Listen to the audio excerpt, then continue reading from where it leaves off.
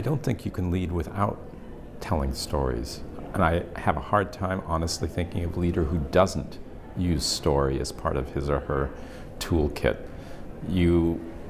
It comes naturally to human beings to tell stories. We are storytelling animals.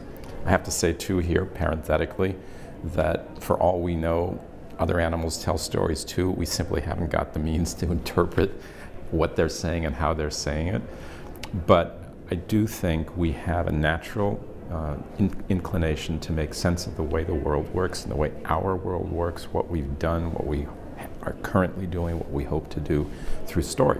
Story grounds the ambition, grounds the intent, and makes it concrete for the person or persons to whom you're speaking. So it's fundamental to leadership to tell stories. Good leaders tell good stories. Bad leaders tell bad stories. And so, of course, then you need to go to the place where you say, all right, so what makes a good story? What makes a bad story? And for me, a good story does have very specific features, so it involves people, specific players, actors, a place, a time, circumstances, all of which get identified, however briefly, and then you develop the story in a way that makes clear the stakes and what you hope to do, what you hope to see those people do, and then follows through to some sort of a resolution.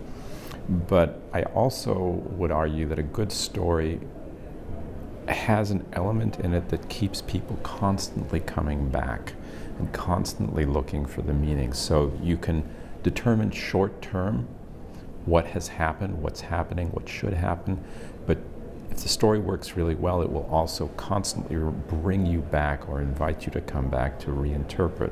And that matters a great deal, because the simple answer that comes from a story that doesn't have the kind of complexity that we're talking about makes people err in serious ways. And that's something I think a good leader wants to avoid. I'd also say that someone who leads well and tells the story that helps him or her lead well has listened, and we heard this in the conference yesterday from Jackie, specifically the idea that you need to listen. A good story emerges from the listening process as much as it does from the telling process, and someone who leads well, who tells a good story, does so because that listening piece, hearing what the audience for the story might think, might want to express, that has to be central to what happens in the storytelling process.